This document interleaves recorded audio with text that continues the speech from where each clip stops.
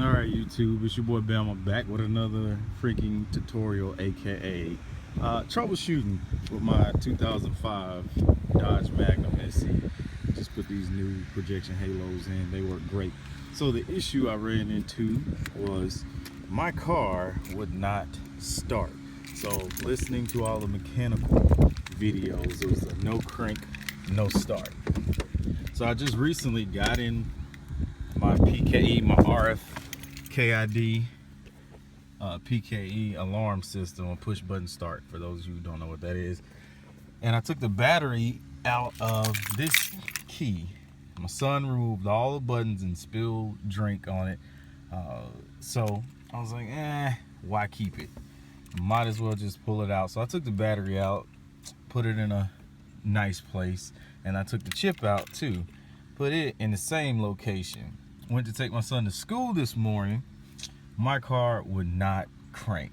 I was pissed. So I watch all these freaking YouTube videos about it could be the starter, it could be the starter relay, it could be a fuse in the back of the car. So I took out my system. Like, I went through hell trying to get my car to start.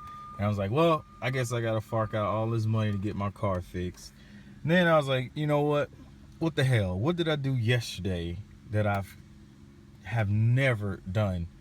And that's what it was. I removed this, so it was hollowed out. It was pitch black in here. It did not have this chip.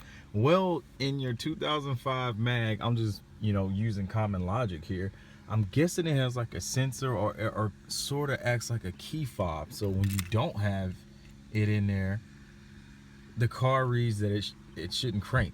Now check this out. I almost crap myself. Put the key in, turn it. I used to get a clicking sound. Goddamn car cranks. This is incredible. So Dodge, thank you, but F you at the same time. I guess that's what I should say. It's pretty dope that you have that. I'm still gonna get it replaced with the push button start, so y'all stay tuned. All right, your boy Bama out.